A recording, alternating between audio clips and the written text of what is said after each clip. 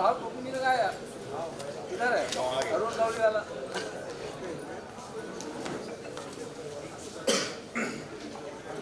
भारत माता की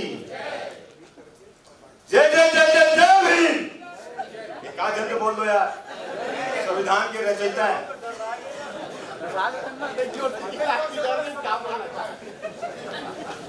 उपस्थित अध्यक्ष महोदय जी, धन्यवाद, आपने मुझे मौका दिया। उपस्थित महापौर महोदय जी, सदन में विराजमान अधिकारीगण, लोकतंत्र के चौथे स्तंभ पत्रकार बंधु, प्रिंट मीडिया एवं इलेक्ट्रॉनिक मीडिया, उपस्थित पार्षदगण, MIC मेंबर एवं दर्शन दीर्घा पर बैठे शहर के गणमान्य नागरिक, आप सभी का धन्यवाद। पुनः बधाई। 2025-26 प्रथम बजट में चर्चा करने के लिए महापौर महोदय जी का और इस सदन का धन्यवाद दूंगा। अभी पानी दे तो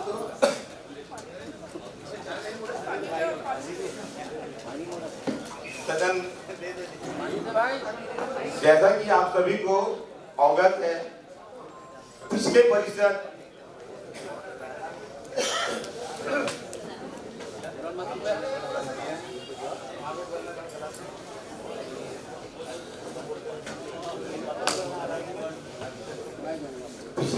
ने टैक्स वसूली में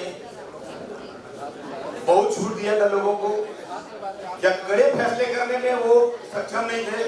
इस परिषद ने बहुत बड़ा काम किया, दलगत राजनीति से उठ करके नगर निगम के लिए एक बहुत लाभकारी कार्य किया, जो टैक्स वसूल करके आज निगम को एक पायदान और ऊपर करने की कोशिश किया। मैं इसके लिए इस परिषद का धन्यवाद दूंगा,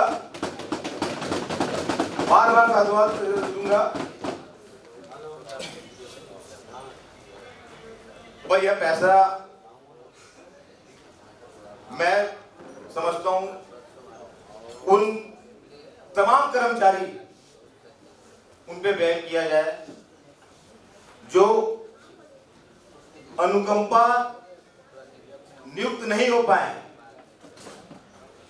वो परिवार जो आज तक दाने दाने को तरस रहा है। मैं ऐसे कई परिवार को जानता हूं, मैं नाम भी दे दूंगा। अनुकंपा नियुक्त नहीं हो पा रहा है, उनके पेरेंट्स खत्म हो गए हैं, उनके घर में एक एक अन्न को तरस रही है वो परिवार। मैं चाहूंगा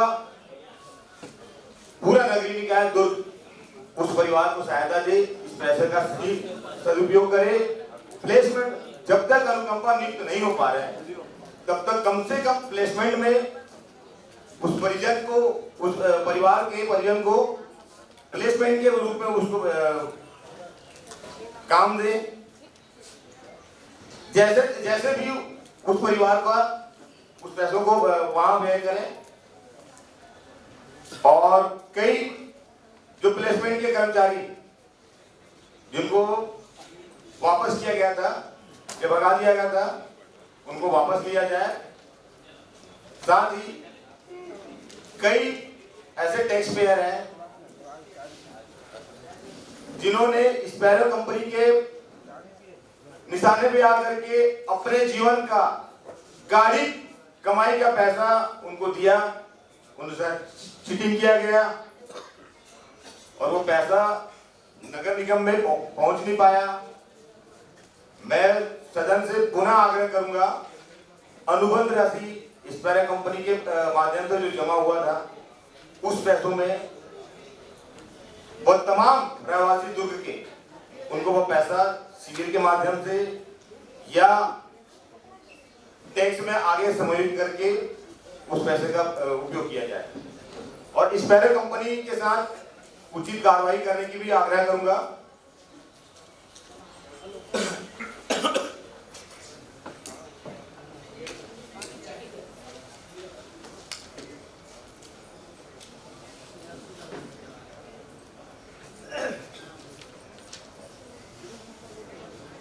इस बजट में सीसीटीवी कैमरा के संधारण की बात ली गई है। मैं प्रभारी महोदय से यह गुजारिश करूंगा, ये पूछना चाहूंगा, यह सीसीटीवी कैमरा शहर के मुख्य मार्गों में लगा हुआ है, उसी का संधारण होगा कि वार्ड में भी लगा हुआ है सीसीटीवी, उसका भी संधारण किया जाएगा? प्रभारी महोदय जी वहीं से अगर जवाब दे दें तो मैं संतुष्ट हो जाऊंगा। एक साथ मिलेगा मतलब वार्ड वाइज इसका संधारण करेंगे और मुख्य मार्गों में जो कैमरा लगा है उसका भी संधारण करेंगे। जवाब मिलेगा ना आपको अपने बात में। हाँ ठीक है। वैसे मेरे ख्याल से सफिशिएंट है, 1 करोड़ रुपए है संधारण के लिए। एक चीज और था, दुर्ग शहर में मकानों का नंबर, कई बार कई लोग पासपोर्ट बनाने जाते हैं तो मकान के नंबर के नाम से वो निरस्त माना जाता है, निरस्त हो जाता है। तो मैं चाहूंगा यह नगरीय निकाय एक नया पहल करे, दुर्ग शहर के सभी मकानों को पर्टिकुलर एक नंबर दे और दुर्ग के वार्ड में जितनी भी सड़कें हैं उसको भी पर्टिकुलर एक नंबर दे। यह काम अगर नगरीय निकाय के बजट में नहीं है तो पार्षद निधि में इस बजट को अनुमति प्रदान करें, क्योंकि पार्षद निधि में भी आप अपने वार्ड की सड़कों का बोर्ड लगाना है तो आप नहीं लगा सकते, तो इसको भी बजट में लिया जाए।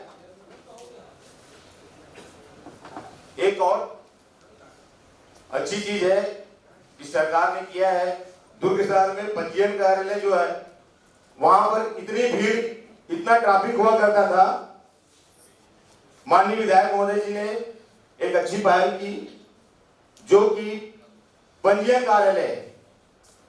कार्यालय को एक उपयुक्त जगह दी। मैं चाहूंगा पंजीयन कार्यालय के पास में एक कमर्शियल कॉम्प्लेक्स बनाया जाए जिससे मुद्रांक विक्रेता जो स्टाम्प वेंडर है और स्टाम्प वेंडरों के साथ में ऐसे कई परिवार हैं, ऐसे कई बेरोजगार हैं जिनका जीवन यापन चल रहा है, तो मैं चाहूंगा वहां पर एक कमर्शियल कॉम्प्लेक्स बनाया जाए जिससे नगर निगम को भी एक बहुत अच्छी आय अर्जित होगी।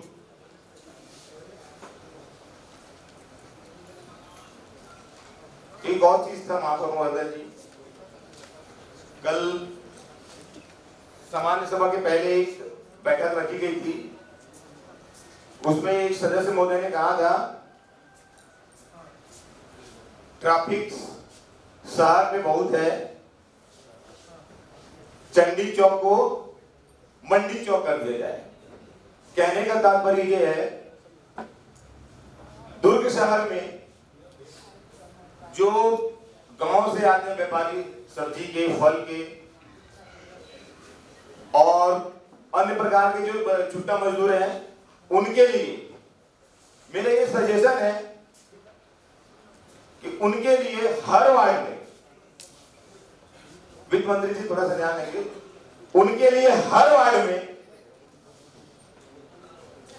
वीकली मंडई के रूप में एक बाजार दिया जाए जिससे जो शहर में जो ट्रैफिक कंटिन्यू इंदिरा मार्केट में, महिला समृद्धि मार्केट में, सिकोला बाटा में और अन्य कई मुख्य मार्केट है, उन मार्केट में रोड पे जो बैठते हैं उन छोटे व्यापारियों के लिए हर वार्ड में लगभग 7 दिन होता है हफ्ते में, उसमें पूरे शहर में 60 वार्ड है, 60 वार्ड में अगर एक दिन फॉर एग्जाम्पल सोमवार को अगर 8 वार्ड में वो मड़ई के रूप में एक मार्केट लग जाए तो वो छुट्टा मजदूर जो है, छुट्टा व्यापारी जो है, उनके लिए एक रोजगार की पुख्ता व्यवस्था हो जाएगी। सबसे बड़ा प्लस जो दुर्ग शहर को मिलेगा, ट्रैफिक जाम हो रहा है उससे निजात मिल जाएगी और आम जन को ज्यादा दूरी कायम नहीं करना पड़ेगा, मार्केट पास होगा उनके के वार्ड में होगा। और मड़ई अपने आप एक मेला, एक उत्सव होता है, उनका भी लुत्फ उठा सकते हैं आम जनता। और हर जनता को, हर आदमी को एक ताजा फल और ताजी सब्जी मिलेगा, ये होगा। दूसरा चीज,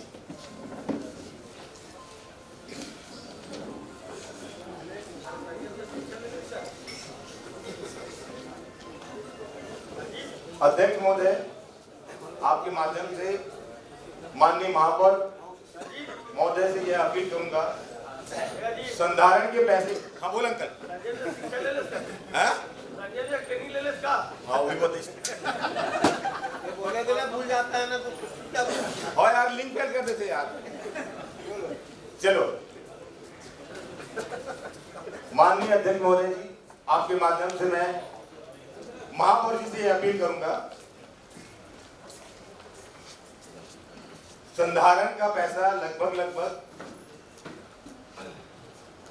500 लाख, ऐसा ही है, 500 लाख जो बजट में लिया गया है, उसमें से चंद पैसा निकाल करके वार्ड वाइज, जो वार्ड में मुख्य मार्गों में आपने देखा होगा, अगर कहीं किसी पाइप रिपेयरिंग वाले या नल ठेकेदारों के द्वारा कहीं गड्ढा होता है, वो सालों साल वैसी रहता है, जब तक किसी पत्रकार बंधु की नजर ना पड़ जाए वो गड्ढा यथावत रहता है, या किसी जनप्रतिनिधि की निगाह ना पड़े तब तक वो गड्ढा यथावत रहता है। तो मैं महापौर महोदय जी से यह अपील करूंगा कि आप एक ऐसी गैंग बनाए या ऐसी टीम बनाए जो, और एक नंबर जनरेट करे, जो कहीं पर भी शहर के मुख्य मार्गों पे हो गड्ढा या नाली का टूट फूट हो या अन्य कोई भी रिपेयरिंग, छोटा मोटा रिपेयरिंग हो, उसके लिए कोई ऐसी गैंग बनाए 5 लोग 10 लोगों की, और एक नंबर जनरेट कर दे, तो उसको कोई भी आम जन कहीं से भी एक कॉल कर दे और वो तुरंत वो रिपेयरिंग हो जाए। आपने देखा होगा शहर में ऐसी कई जगह, कल धमदा रोड पे मैं गिर गया, आज आपको पता होगा वो धमदा रोड पे एक नल का पानी जो पॉइंट है वो टूटा हुआ है, वहां पर कंटिन्यू पानी गिर रहा है, और वो भी विगत लगभग 2 सालों से वो वैसी के वैसी बह रहा है, किसी की नजर नहीं पड़ पा रही। शायद वहां पर जागरूक जनप्रतिनिधि नहीं है, या पत्रकार महोदय भी वहां पर आओ नहीं हो पाया या वहां नहीं गया। तो मैं चाहूंगा ऐसे छोट मोट गड्ढे, जो नारायण साहब जी के जो सैनिक आते हैं, वो तो इतने ताबड़तोड़ व्यवस्था से आते हैं, तोड़ करके चले जाते हैं, और वो यहाँ तक के वो जो गड्ढा करके जाते हैं वहां उसका मलबा भी नहीं काटती। पाइप रिपेयरिंग हो दैट्स ऑल। सही तो बात कर रहे हैं जी। कहाँ का भैया, सदन का मामला है, ये नगर निगम क्षेत्र का है, बात होगा। नगर निगम क्षेत्र का है। अच्छा दूसरा चीज, मैं बजट में आता हूँ, बजट पढ़े के मेरा तो मिलित नहीं है। मैं बोलता हूँ उस चीज को ध्यान देगा तो कब ध्यान देगा, छोटे छोटे हिस्सा से लेकर कई विपरीत दिशा तक। आज मैं बताऊंगा, आप लोग बजट बोल रहे हो ना, मैं भी देखा, जब तक सफाई नहीं रहेगा तो बजट क्या करेगा, बना के छोड़ेंगे बस। मैं बोलूंगा अभी मेरे को चाहिए सदन में,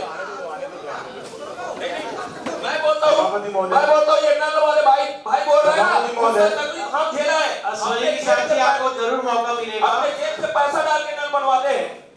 सभापति महोदय, महापौर जी, आपको याद दिलाना चाहता हूँ, शहर में गौरव पथ का निर्माण किया गया था, बड़ी लाइटें लगाई गई थी, लेकिन अतिक्रमण लगातार बढ़ने से उसका गौरव समाप्त हो रहा है। सड़क के किनारे फल वालों, सब्जी वालों के जो उनका जमौड़ा है, गौरव पथ को गली बना रही है। क्या इस ओर ध्यान दिया जाएगा या सरकार इन्हें संरक्षण देगी? मैं चाहता हूं इसको चर्चे में ले, और उन फल वालों को गुमटी दिया गया है, चर्च वाली रोड पे उनको गुमटी दिया गया है। वो गुमटी में पता नहीं दुनिया जहां के लोग आके वहां पर कब्जा किए हुए हैं, या उनको आवंटित किया गया है वो दुकान कभी खुलता ही नहीं। पूरे चर्च की लाइन पे आप देखेंगे उसमें अगर 100 दुकान होगा 5 दुकान खुलता है। मैं अध्यक्ष महोदय के माध्यम से महापौर जी को इस विषय में ध्यान चाहूंगा। सभापति जी, चर्च से लेकर के चौपाटी तक सड़क चौड़ीकरण एवं डिवाइडर बनाया जा रहा है, यह तो ठीक है, लेकिन चर्च के सामने संविधान पुस्तिका चौक बना हुआ है जिसमें स्वतंत्रता सेनानियों का नाम दर्ज है, वह जर्जर हो गया है। क्या उसका गौरव शहरी सरकार समाप्त करेगी या उसे नया रूप दिया जाएगा? इसके लिए पिछली सरकार भी दोषी है। मेरा आग्रह है कि देश का गौरव संविधान पुस्तिका चौक सौंदर्यीकरण कर सुरक्षित रखा जाए तथा उसका नामकरण संविधान चौक रखा जाए। यह शहर का हृदय स्थल है, इसका कभी भी अन्य लोगों से ना उस चौक को मैं समझता हूँ संविधान चौक का नाम दिया जाए। इस पे भी आपका ध्यान चाहूंगा। आप सभी ने जो बजट पुस्तिका मुझे दिया है, मैं इसमें एक पेज है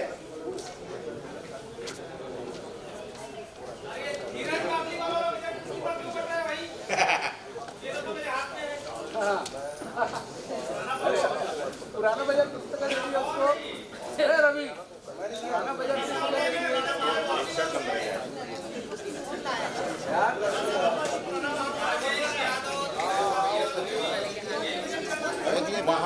ये निधि के बारे में दिया गया है। निधि दिया गया है महापौर जी की निधि, विधायक जी की निधि, और ये 1 करोड़ 20 लाख है। मैं जानना चाहूंगा प्रभारी महोदय से। बोल दिया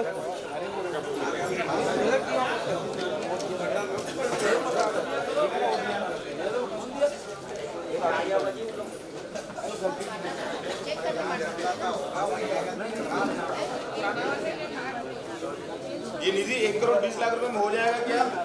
नरेंद्र भैया कहाँ गए? कहाँ गए क्या? हेलो,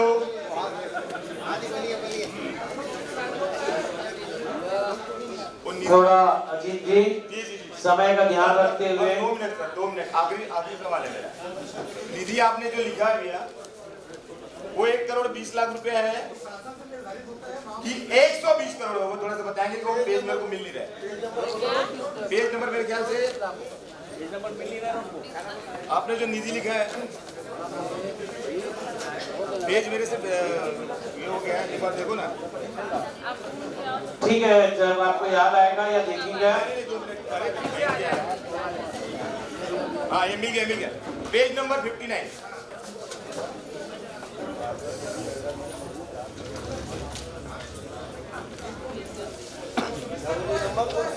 पेज नंबर 59, विधायक निधि, महापौर निधि, पार्षद निधि और ये DMF फंड अंतर्गत ये टोटल कितना मांगा गया सर? कितना बोला गया? 1 करोड़ 20 लाख।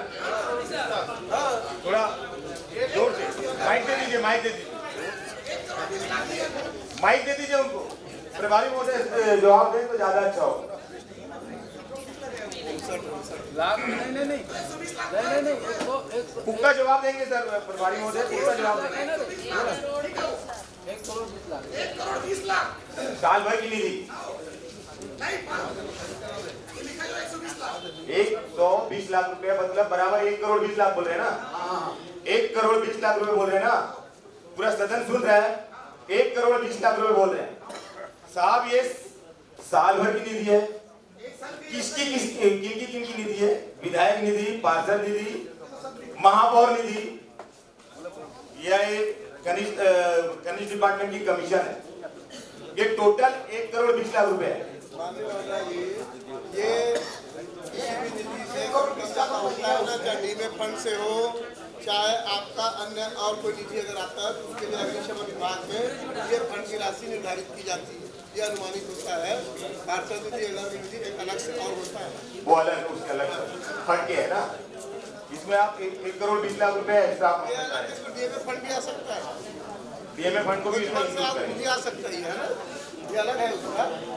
अच्छा अच्छा, इसमें पार्षद निधि, विधायक निधि, महापौर निधि को इंक्लूड नहीं किया गया, ये बोलना चाह रहे हैं, इसमें इंक्लूड नहीं है। अगर 36 हो गया 3 करोड़ 60 लाख रुपए होता है सिर्फ पार्षद निधि, ये वो नहीं है। वो नहीं। ठीक ठीक।